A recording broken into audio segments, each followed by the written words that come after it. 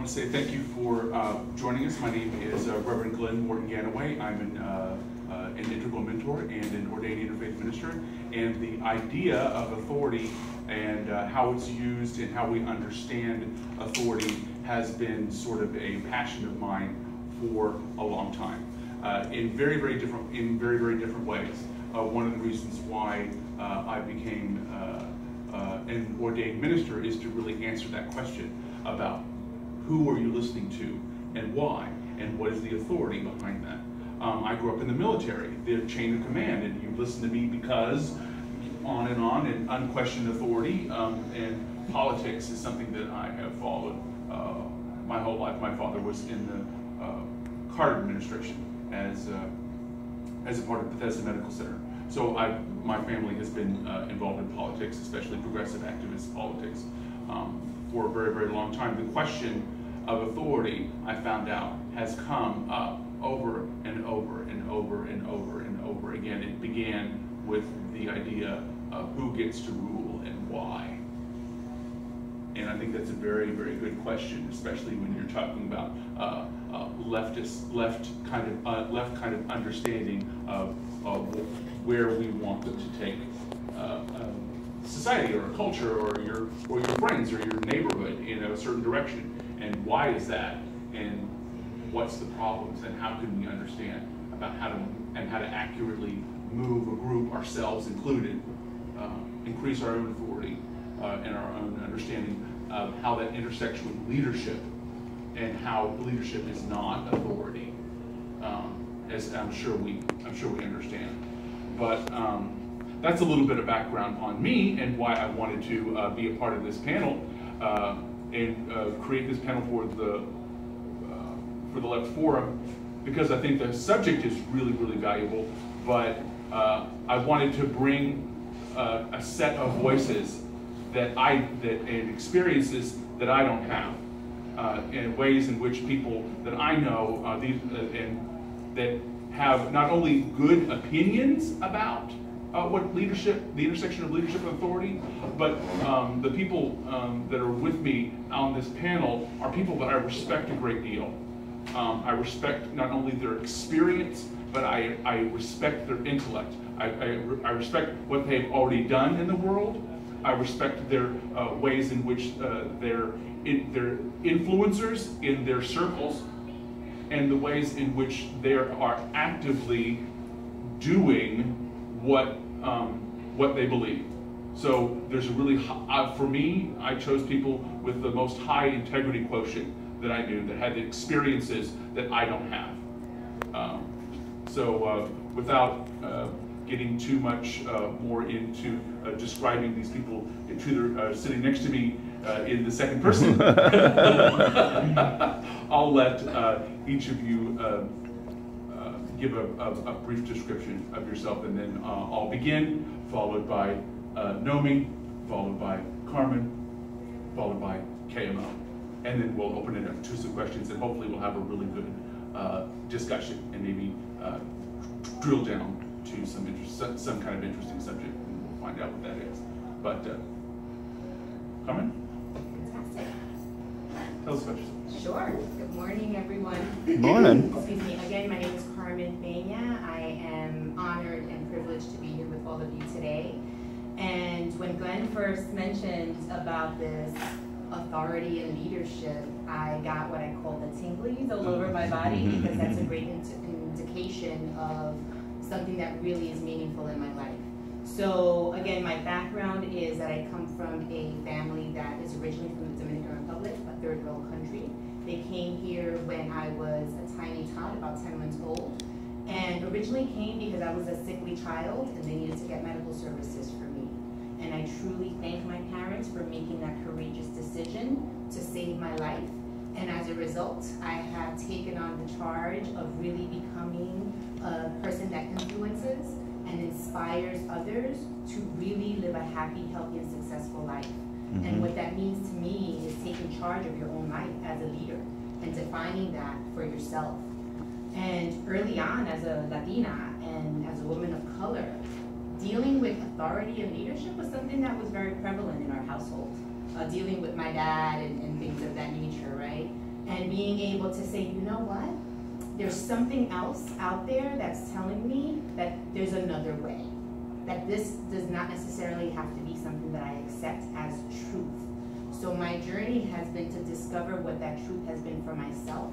And as a result, I am now a coach and a CEO of my own company, which is called Life Consultants International. And essentially what I do is that I speak to different audiences, both in colleges, in corporations, and I also started a joint venture with other female leaders in the community so that we could create a safe space for people to start having these conversations of how to define authority and leadership in our own lives and how to really live a life that we're happy with. And not to just do it as individuals, but do it in collaboration. So again, I'm honored and happy to be here with all of you today. Thank you. Hi, good morning. I'm Nomi. So I thank Glad first. He invited me to this gathering, and I have just a short introduction that I come from Pakistan. I was 1995. I was 30 when I left that country, and I grew up in a culture where Islam and nationalism were major factors, and I internalized those values, and I was making choices which were basically coming from that conditioning and almost brainwashing. So when I leave Pakistan, I come to Canada. I wanted to, I loved books, so I became a librarian. I left my engineering career, and that opened up the whole new world of information and ideas and the kind of people I met in Canada. And for me, it has been important to understand the human condition and human potentiality. And so I took courses. I met Glenn in the integral mentoring program. We were together almost for 3 years. The course was spread out in 3 years. And so we connected and we discussed and shared our experiences. So it has been an evolving process, but the mystery has always been, what is the nature of consciousness? What is an evolved human being? What is an evolved collective? And why humans spend trillions and trillions on killing other humans who are thinking differently, or they are different race or class or creed. So the whole idea of that, let's try to understand why the world is the way it is. Let's bring in the best possible knowledge and resources that are there, which will include science, philosophy, art, religion, and also cross-cultural understanding, and see how we can inform education and leadership for our coming times. And it's going to be very, very complex given the interaction of all these different cultures and also the great communication paradigm that we have now. So there is a need to integrate all the experiences in a way which will help us evolve as a species and also evolve as individuals. And in that journey, I'm so glad that I'm together with all of you. Thank you. Hello, I'm KMO. I'm a cartoonist and a podcaster. I'm one of the few people, I think, who has been podcasting for nearly 10 years. I started in 2006. I just happened to post on a Wednesday the first time I posted, and thereafter I posted every single Wednesday for the next 9 years, except once when I was in the Amazon jungle and I couldn't get to a connection. But other than that, it has ruled my life. When I started the podcast, I was married. I'm no longer married. It basically came down to the wife for the podcast, and each one represented a certain set of values, and I went with the podcast, although not voluntarily. I kind of had to be pushed. I've had highs and lows in my life, and in a lot of ways, my highs and lows have mirrored the highs and lows of the American populace and the economy.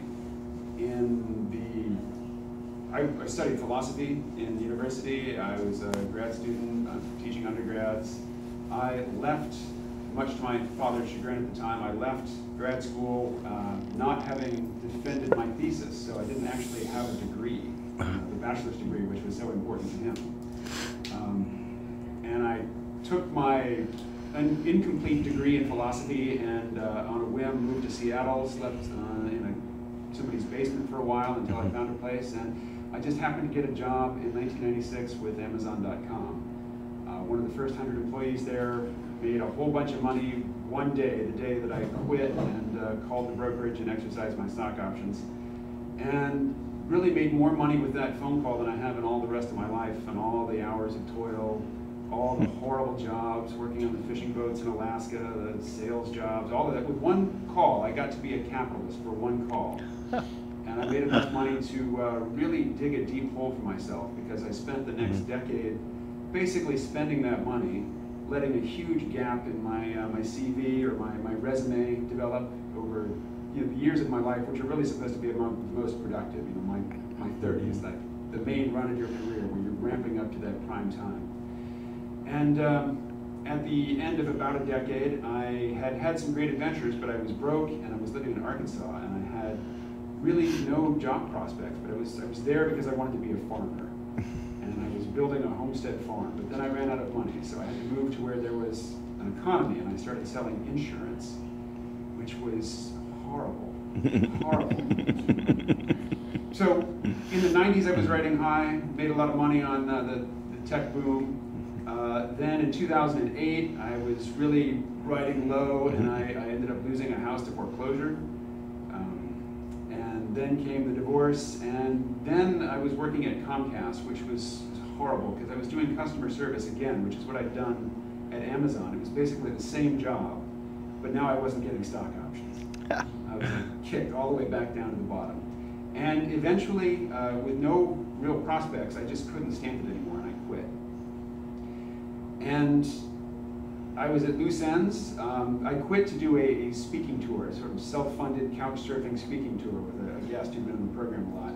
And I had no idea what I was going to do when that tour was over. And while I was on the tour, I got an email from a gentleman named Albert Bates, who runs the Eco Village Training Center at the farm in Summertown, Tennessee. The farm is, I think the New York Times described it as the General Motors of communes. It's probably the biggest, best known intentional community in the United States. And he invited me to come and be the winter caretaker at the Eco Village Training Center.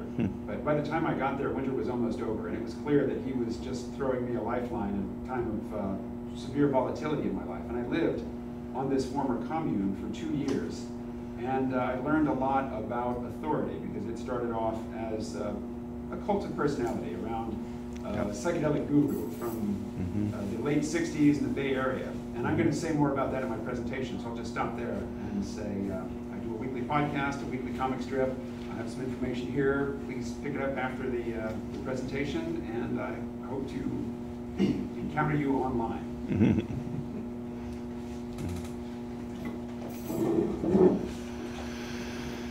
All right, so actually I'm going to be using the chalkboard here behind me, because I like diagrams, and I like graphics, so I'm going to be using the chalkboard a little bit, and I'm going to be try to managing this microphone, which I wasn't really prepared for. I wanted to start the talk. I wanted to start really the foundations of what we're going to be talking about by speaking directly to history, speaking directly to how was authority developed historically. And I think that has a great bearing, and I think it's a necessary understanding. So I'll dive right in and say, and you'll probably recognize a lot of this, but a lot of this history, but I'm going to reframe it a little bit, and I know you're going to be able to follow this along really quickly. For the general first model of authority, you say, a long, long time ago in a land far, far away, there was the Son of God, and he was the king. Right, the model for that is Augustus, and those models are the Son of Heaven, which was in China, or the Son of Ra, which was in Egypt. And this happens again and again and again. All the authority is in one guy, and he has all the authority because it's kind of a moral idea. Goes, of course God favors this guy. Look at him; he's the king. What's there to argue with about that? Of course, we're going to listen to him. He's or she, sometimes, very rarely, but sometimes it was a she, saying we're going to listen to him. So the first idea, the first basis of authority is morality.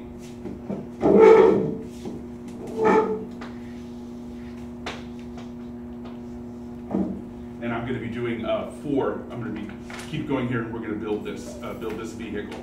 So and this went on for another. So we're in the Augustan era, and this goes on for like another 1,000 years. in the Western culture. It wasn't until Gregory and the power of the church that came along, and the Pope became kind of a monarch-ish figure, that the institution of the church had enough, I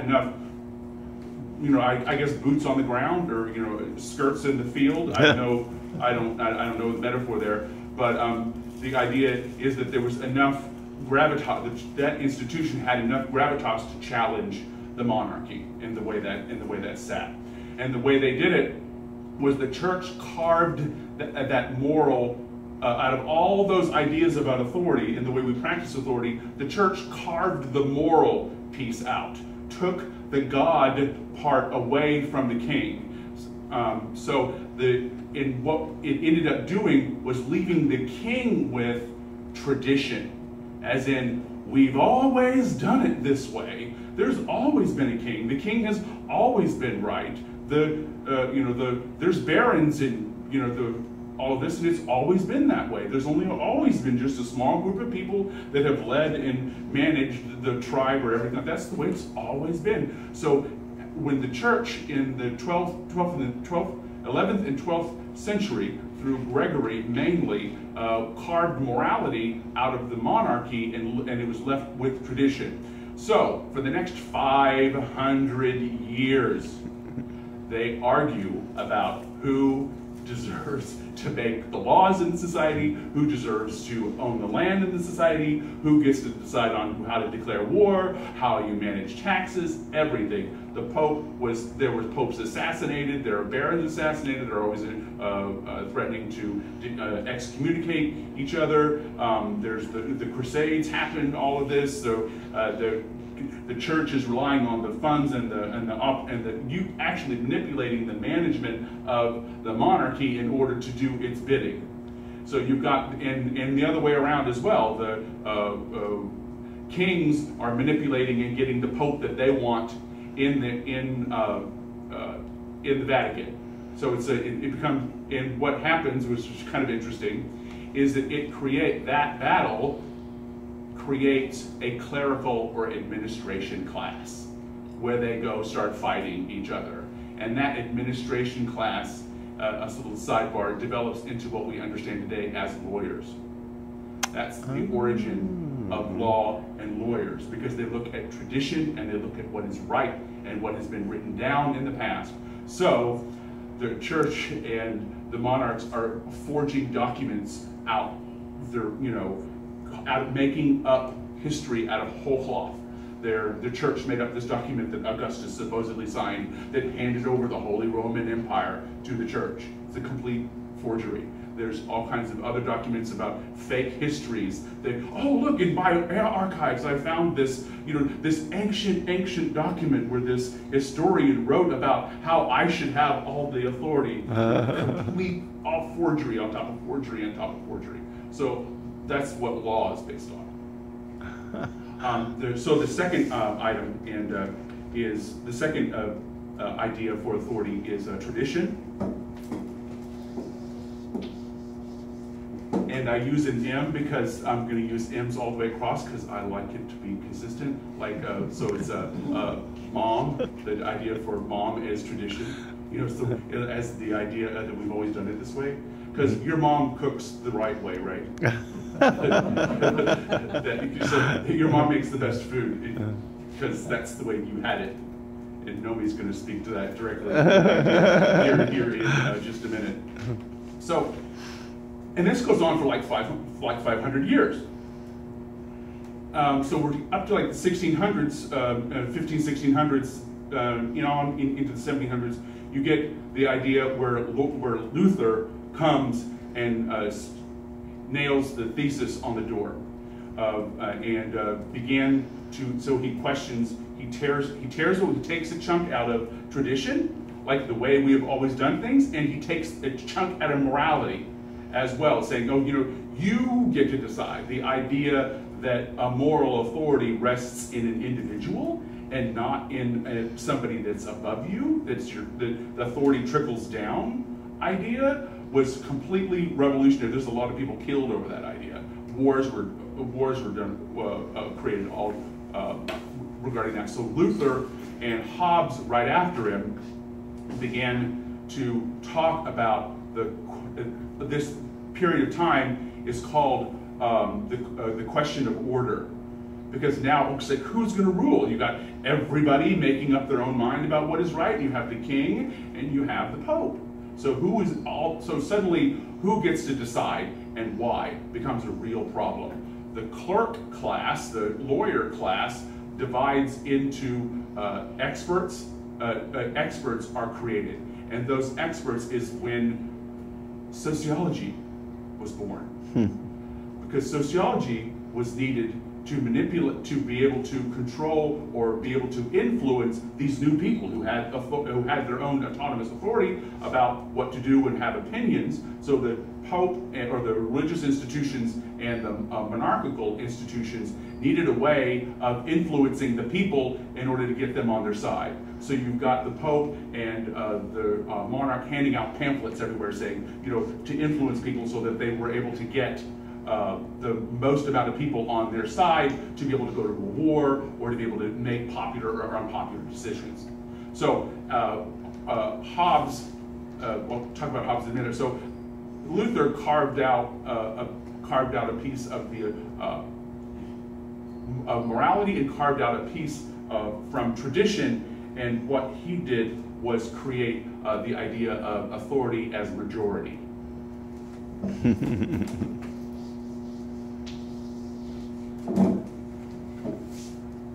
So you're beginning to understand, well, the propaganda that comes from sociology, that comes as a direct result of sociology, we now are understanding that, and that this period of time is also the rise of what we call capitalism, or the capitalist class or asset class, or so you've got this new brand of clerk, administrative class, business class, expert class. You've got this new class that is coming up, and they're interested in the power that is wielded by the religious institutions and the power that is wielded by the monarchy. And it really doesn't matter how moral the business guy is, or how much money he had.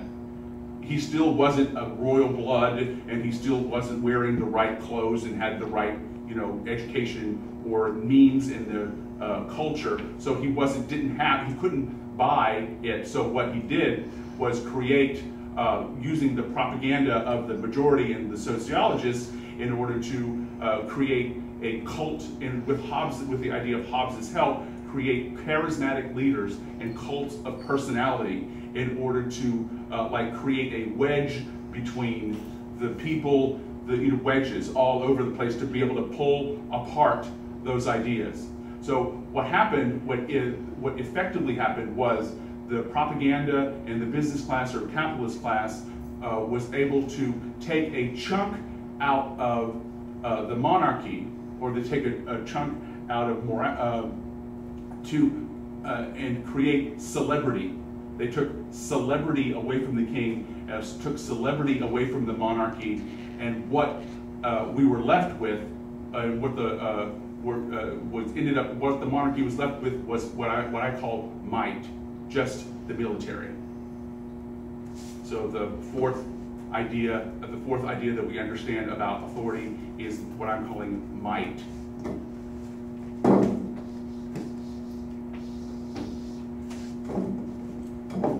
So those are the four major ways that human beings, and four major ways that authority has developed in Western culture. And it's from a book called Sociological History of Authority by Fuertes, F-E-U-R-T-I-S. If you want to read it, it's nice, big and thick, and it's really geeky, and has lots and lots of stories about it. It goes in a lot more detail than I am. But through the book and looking at the way this was constructed, some other things began to become clear to me as I began to look at authority. That the idea of narrative is very, very, very important. The idea of means and ends is very, very, very important. But the one crux, the one thing that was really crucial that I think the left does less well than the right is leadership. We're kind of fractured all over the place, single interests and those kind of things. So, and that's something that the right doesn't do. They'll back up and they're en masse will do something to make greater change. And when the left has done that, great things have happened. The unions are an example of that. You know, all the labor laws, the environmental laws. You know, when the left does that, there is rapid change.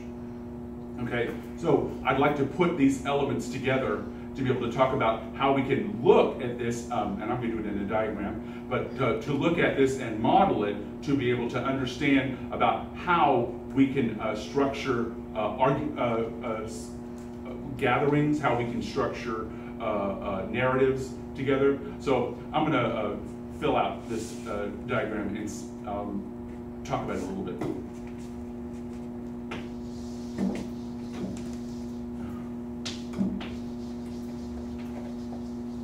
The book you were talking about was Authority by Frank Ferretti? No, it's F-E, it's in that book. It's in, I've got it around here somewhere. F-E-U-R-T-I-S. The Sociological History of Authority. I think it's a Cambridge Press print.